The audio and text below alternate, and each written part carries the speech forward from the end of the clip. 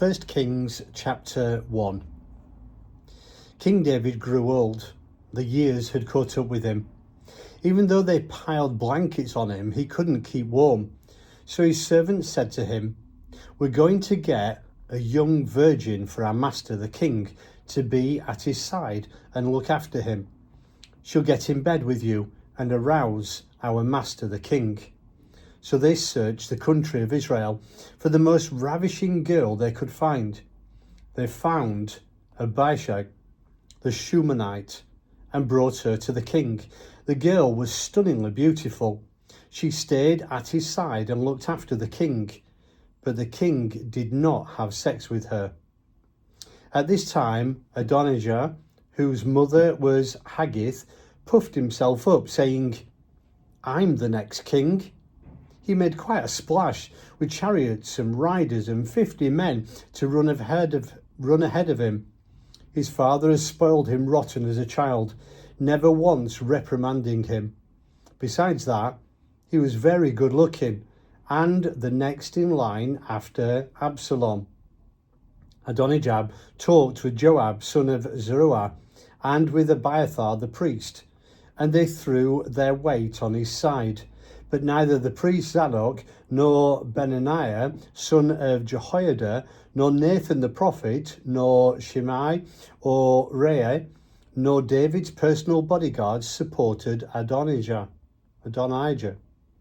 Next, Adonijah held a coronation feast, sacrificing sheep, cattle, and grain-fed heifers at the Stone of Zoheleth near the Rogel Spring. He invited all his brothers, the king's sons, and everyone in Judah who had position and influence.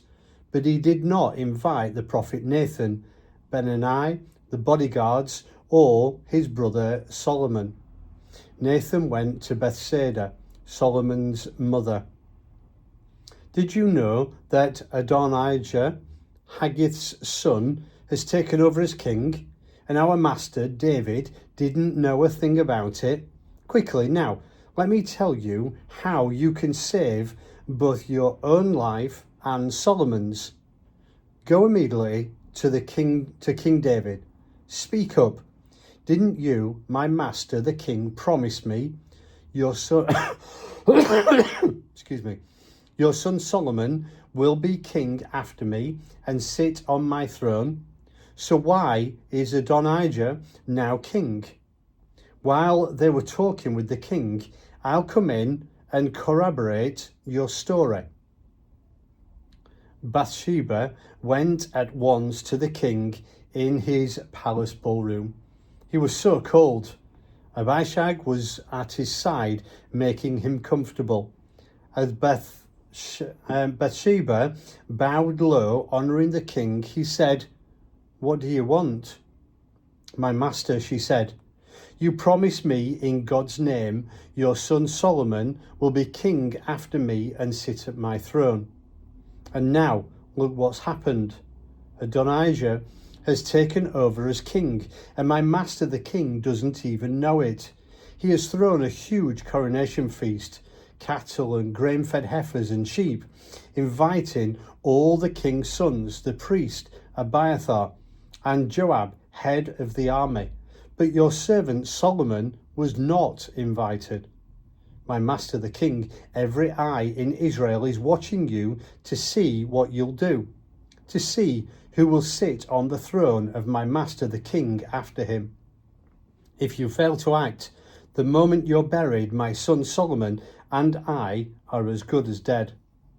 Abruptly, while she was telling the king all this, Nathan the prophet came in and was announced. "Nathan the prophet is here." He came before the king, honouring him by bowing deeply, his face touching the ground. "My master the king," Nathan began, "did you say Adonijah shall be king after me and sit on my throne? Because that's what's happening. He's thrown a huge coronation feast, cattle, grain-fed heifers, sheep, inviting all the king's sons, the army officers, and Abiathar the priest. They're having a grand time, eating and drinking and shouting. Long live King Adonijah. But I wasn't invited, nor was the priest Zadok, nor Benaiah, son of Jehoiada, nor your servant Solomon. Is this something that my master the king has done behind our backs, not telling your servants who you intended to be king after you? King David took action. Get Bathsheba back here. She entered and stood before the king. The king solemnly promised, as God lives, the God who delivered me from every kind of trouble, I'll do exactly what I promised in God's name, the God of Israel. Your son Solomon will be king after me and take my place on the throne, and I'll make sure it happens this very day. Bathsheba bowed low, her face to the ground, kneeling in reverence before the king, and said, "Oh, may my master, King David, live forever." King David said, "Call Zadok the priest, Nathan the prophet, and Benaiah, son of Jehoiada." They came to the king. Then he ordered, "Gather my servants, then mount my son Solomon on my royal mule, and lead him in procession down Gihon. When you get there, Zadok the priest and Nathan the prophet will anoint him king over Israel. Then blow the ram's horn trumpet and shout, 'Long live King Solomon.' You will then accompany him as he enters and takes his place on my throne, succeeding me as king. I have named him ruler over Israel and Judah." Benaiah, son of Jehoiada, backed the king. "Yes, and may God, the God of my master the king, confirm it. Just as God has been with my master the king, may he also be with Solomon and make his rule even greater than that of my master King David." Then Zadok the priest, Nathan the prophet, Benaiah, son of Jehoiada, and the king's personal bodyguard, the Cherethites and Pelethites, went down, mounted Solomon on the king's mule, and paraded with him to Gihon. Zadok the priest brought a flask of oil from the sanctuary and anointed Solomon.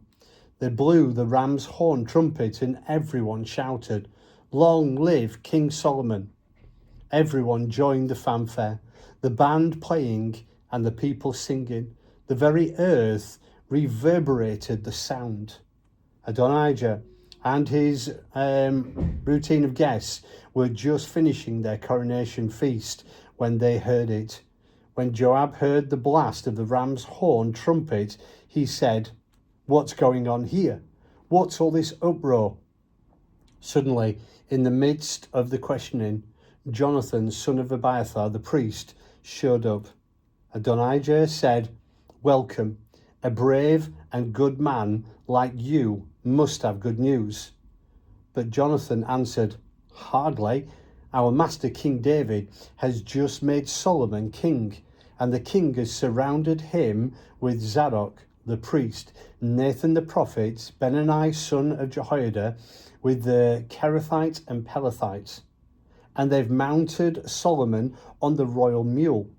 Zadok the priest and Nathan the prophet have anointed him king at Gihon, and the parade is heading up this way, singing a great fanfare. The city is rocking. That's what you're hearing. Here's the crowning touch. Solomon is seated on the throne of the kingdom. And that's not all. The king's servants have come to give their blessing to our master King David, saying, "God make Solomon's name even more honoured than yours, and make his rule greater than yours." On his deathbed, the king worshipped God and prayed, "Blessed be God, Israel's God, who has provided a successor to my throne, and I've lived to see it." Panicked, Adonijah's guests got out of there, scattering every which way. But Adonijah himself, afraid for his life because of Solomon, fled to the sanctuary and grabbed the horns of the altar. Solomon was told, Adonijah, fearful of King Solomon, has taken sanctuary and seized the horn of the altar and is saying, I'm not leaving until King Solomon promises that he won't kill me. Solomon then said, if he proves to be a man of honour, not a hair on his head will be hurt. But if there is evil in him, he'll die. Solomon summoned him, and they brought him from the altar. Adonijah came and bowed down, honouring the king. Solomon dismissed him. Go home.